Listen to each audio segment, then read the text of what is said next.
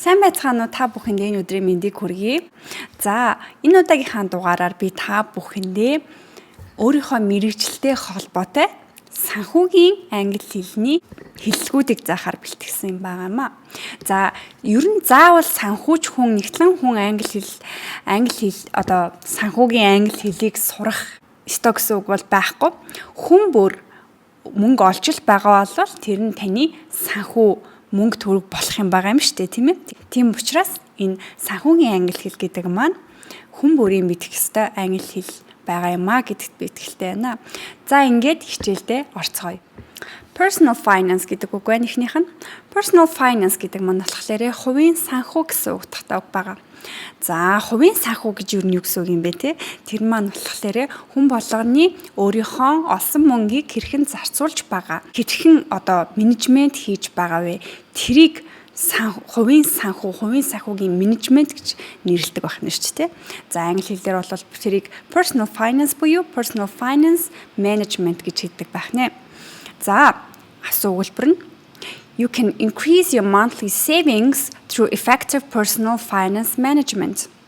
You can increase your monthly savings through effective personal finance management.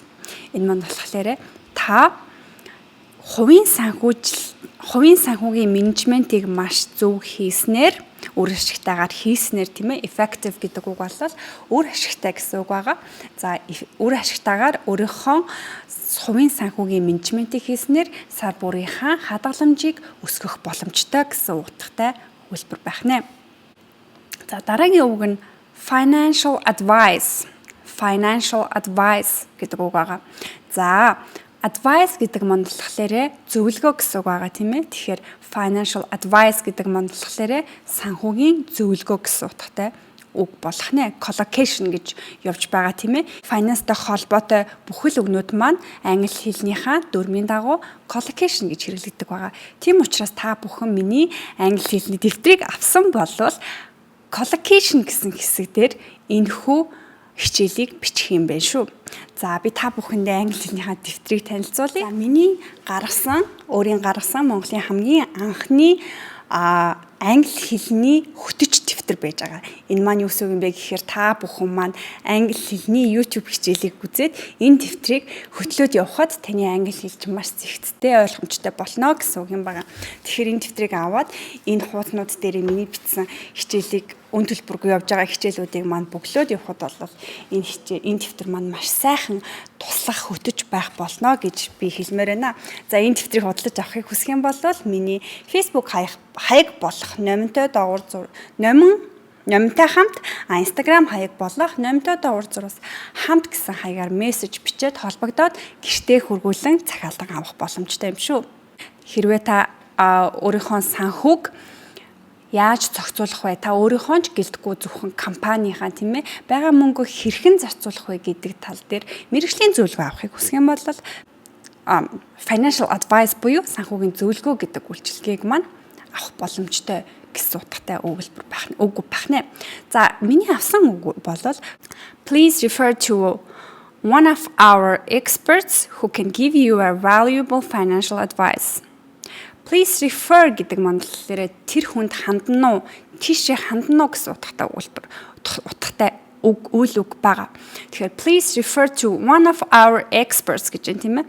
One of our experts гэдэг маань болохоор зөндөө олон экспертүүд тэ тухайн чиглэлээр мэргэжсэн хүмүүсээс нэгнээс нь тийм ээ one of our experts тэдгээр хүмүүсийн нэгнээс нь who can give you ямар хүн бэ гэхээр who expert гэдгээ who гэдэг үгээр тодорхойлж юм тийм ээ.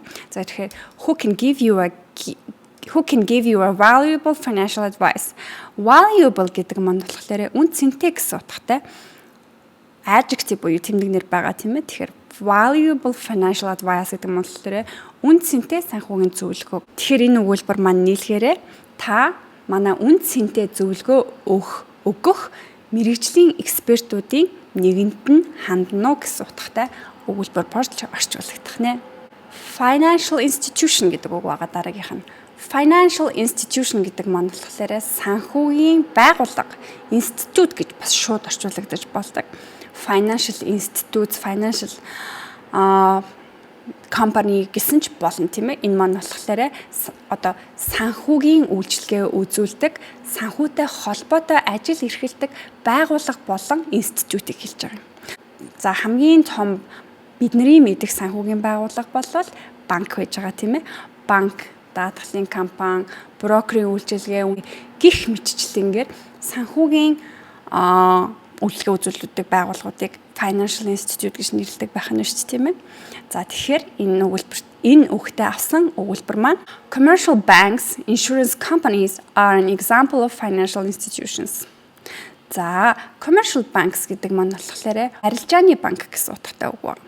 Commercial bank, арилжааны банк болон даатгалын компаниуд нь санхүүгийн байгууллагуудын жишээ юм а гэсэн утгатай өгүүлбэр байна. Financial freedom. Financial freedom гэдэг маань болохоор санхүүгийн эрх чөлөө гэсэн утгатай үг байгаа.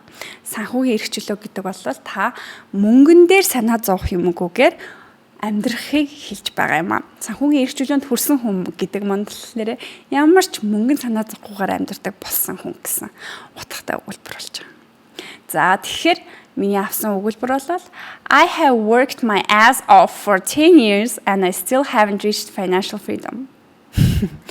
За энэ болохоор би 10 жилийн турш worked my ass off гэдэг нь болохоор бүр ингээд хэллэг ахгүй тэр маань болохоор worked my ass off гэхээр маш их ажилласан гэсэн утгатай утгаар орчуулагдчих байгаа. Тэгэхээр би 10 жилийн турш хөлсөө гартал хөдөлмөрлөө тэгсэн хэдий ч би санхүүгийн эрх чөлөөнд хүрээгүй л байна гэсэн утгатай өгүүлбэр болж байгаа юм аа.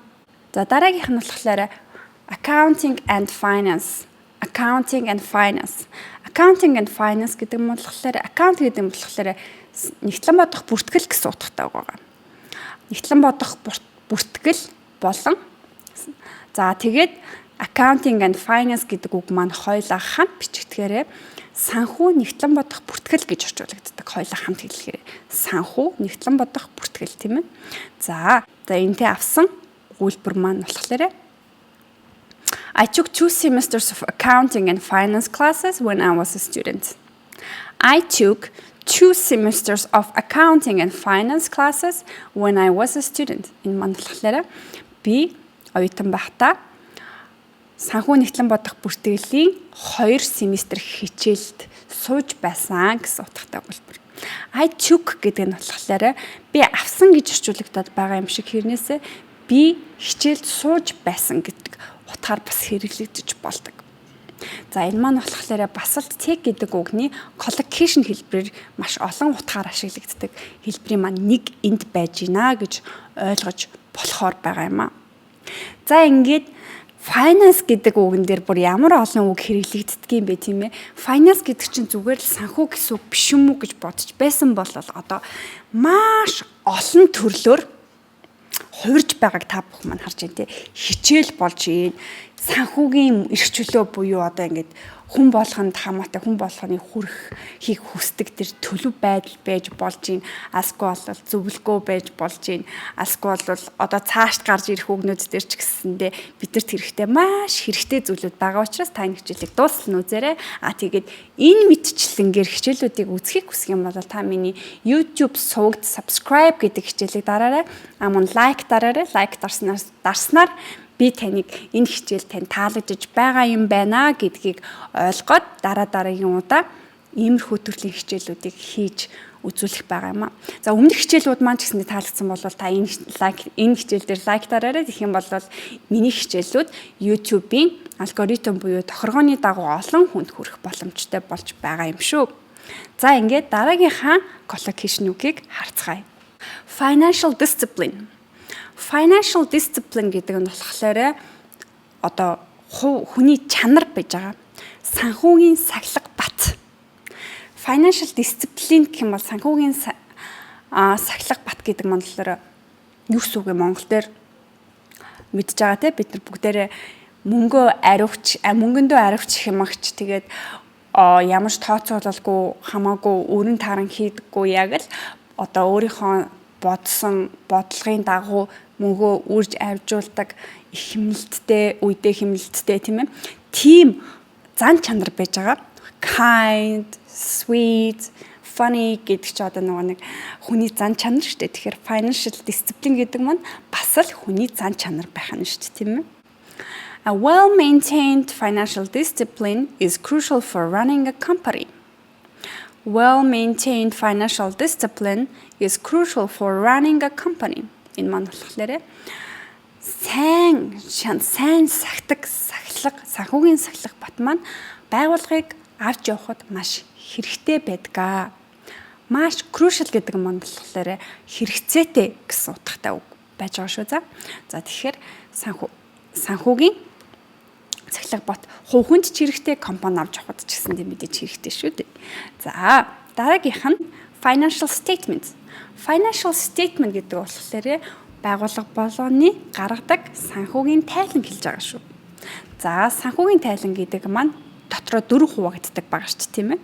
За тэгтээ бүгдээр нь цогцоор нь нийлүүлээд financial statements гэж нэрлэдэг байгаа шүү. За санхүүгийн тайлан гэж орчуулагдана.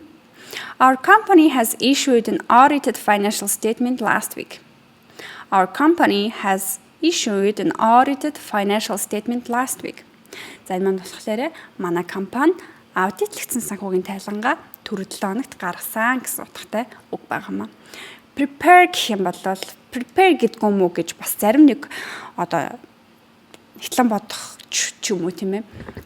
Тиймэрхүү хүмүүс бол бодож байгаа байж магадгүй. Prepare гэдэг бол бэлтгэх гэсэн утгатай байгаа шүү. За prepare financial statement гэдэг мандлаараа санхүүгийн тайлангаа бэлтгэх, гаргах, бэлэн болгох, боловсруулах, гар үсгд хамгаад дараад одоо ингээд батлуулаад хамгийн сүүлчийн байдлаар issue гэж ярьж байгаа шүү. Тэр гаргахыг issue гэж нэрлэдэг.